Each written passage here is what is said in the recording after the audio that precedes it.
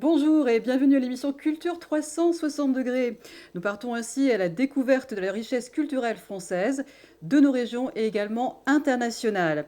Parce que la culture nous fait découvrir de nouveaux horizons, parce qu'elle nous fait réfléchir, parce qu'elle nous fait réfléchir aussi sur bien des sujets, je reçois des artistes, des experts, des conférenciers, des sportifs, des entrepreneurs dans tous les domaines, des artisans et des experts pour découvrir leur univers, leur talent et leur savoir-faire.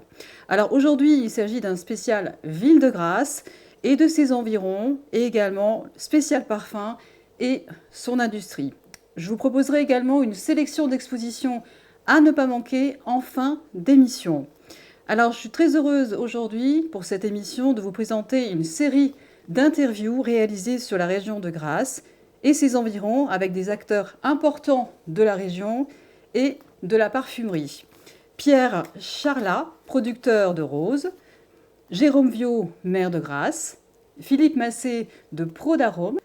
Pour cette première interview, nous allons donc nous reconnecter à la terre qui donne vie aux fleurs et aux parfums. Pierre Charlat est un producteur de fleurs emblématique à Grasse. Il est la troisième génération de sa famille à cultiver des fleurs et des plantes utilisées dans la parfumerie. Il a suivi les traces de ses ancêtres et a repris l'exploitation familiale en l'an 2000. Et depuis, il développe son activité.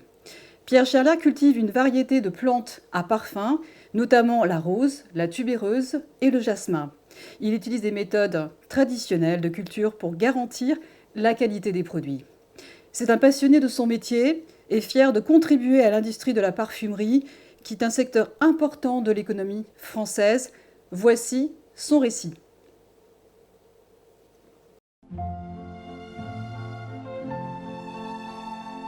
Bonjour Pierre, merci de m'accueillir. Depuis quand donc cultives-tu les roses et raconte-moi un peu ton histoire familiale. Alors les roses, j'ai commencé en 2018, la culture des roses. Et au niveau de l'histoire familiale, il faut savoir que c'est une propriété qui a été achetée par mes grands-parents ou ma grand-mère quand elle était très jeune, c'est-à-dire l'âge de entre 6 et 12 ans, venait déjà cueillir le jasmin et la rose ici avec ses deux sœurs, qui elle était plus jeune, la plus jeune avait 4 ans. Donc à l'époque il commençait tôt. Il s'est trouvé qu'elle a pu racheter ce terrain-là par la suite avec mon grand-père et j'en ai hérité par la suite et aujourd'hui on refait de la culture de plantes à parfum sur le site. Quelle est ta fleur préférée? C'est difficile, hein. J'ai pas le droit d'avoir de chouchoute, mais toute la rose, on va dire en ce moment, c'est une fleur que je préfère dans le sens où c'est plus agréable. C'est plus une promenade que vraiment une cueillette au champ de roses. Voilà, le jasmin, c'est différent, c'est plus l'odeur, l'ambiance, la surprise tous les matins d'avoir un champ qui se met à refleurir instantanément. Donc, et la tubéreuse, c'est pour son parfum fort pendant les soirées d'été. Donc, j'ai ma préférence en fait pour chaque particularité, pour chacune. Et pour nous parler de la ville qui est le cœur battant du parfum en France, nous avons interviewé le maire de Grasse, Jérôme Viau, qui fait énormément pour la ville de Grasse et ses environs, et nous allons pouvoir l'écouter sur l'avenir de la ville. Il a été élu en 2014 maire de la ville de Grasse et il est président des maires des Alpes-Maritimes en 2023. Comment il voit l'évolution de sa ville? Nous allons tout savoir. Écoutons ce qu'il a à nous dire.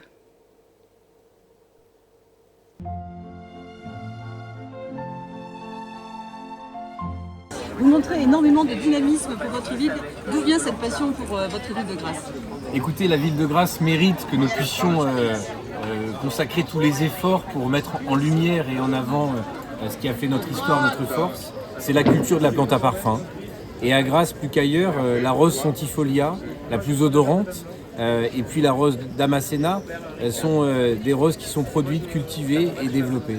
Alors Expo Rose, qui est la célébration dans l'année où nous mettons en valeur nos obtenteurs, nos rosiéristes, nos producteurs de plantes à parfum, est l'occasion de mettre en avant notre patrimoine qui a été reconnu au patrimoine immatériel de l'humanité à l'UNESCO en 2019, et puis la stratégie de la commune autour de la naturalité, autour de la plante à parfum, autour de ce qui a fait la force pendant des siècles de la ville de Grasse et qui redevient un élément d'attractivité fort en recentrant autour du produit. Vous savez, le consommateur final, il veut consommer moins, mais mieux.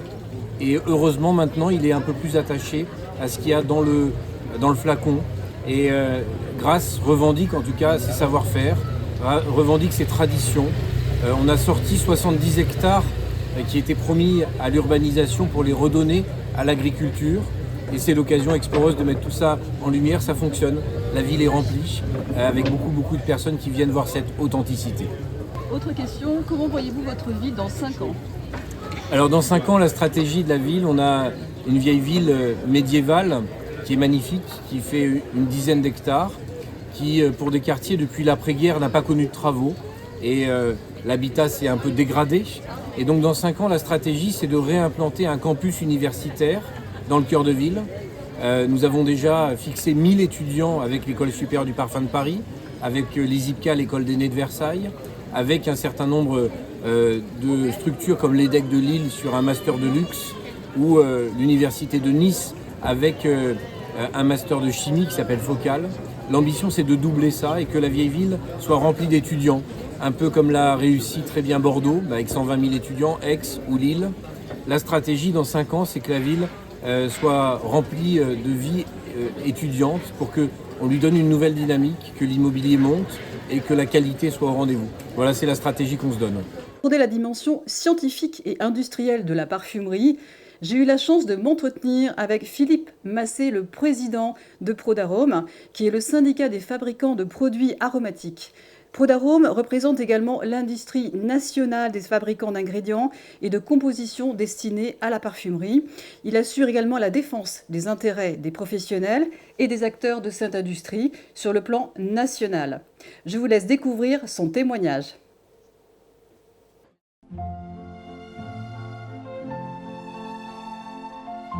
Bonjour. Cette manifestation est depuis donc hier et qui dure jusqu'à dimanche. Qu'en pensez-vous ? J'en pense que de belles choses. Cette manifestation a été inaugurée hier par notre maire de Grasse, Jérôme Viau, et elle va durer jusqu'à dimanche soir. Cette manifestation, elle représente, je dirais, un événement très important pour la ville de Grasse parce qu'elle met en avant la beauté de la rose.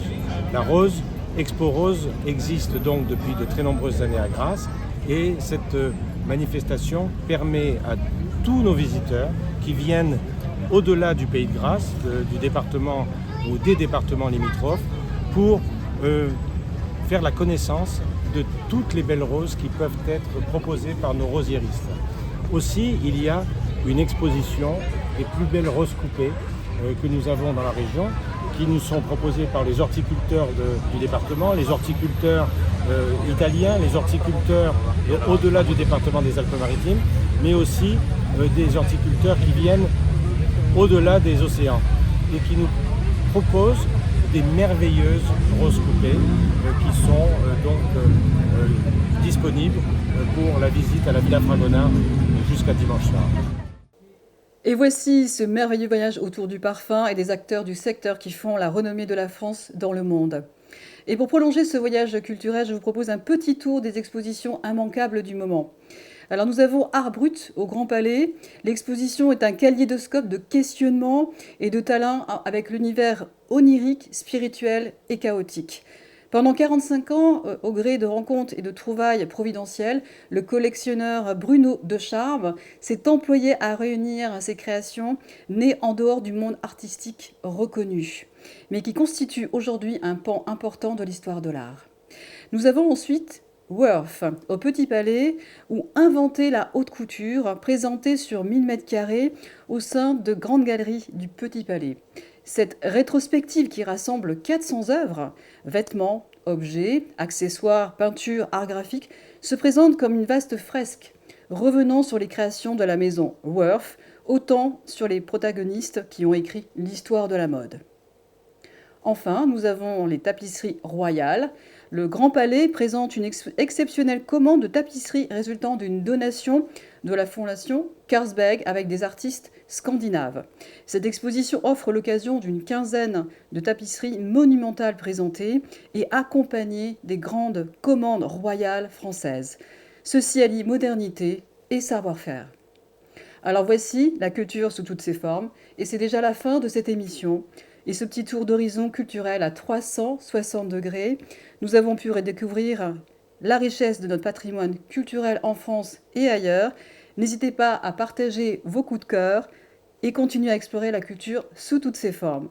La prochaine émission vous fera découvrir un autre angle de la culture. Cette émission sera ainsi complétée de reportages et de documentaires pour découvrir de nouveaux horizons, de nouveaux talents. Merci, à bientôt et vive la culture!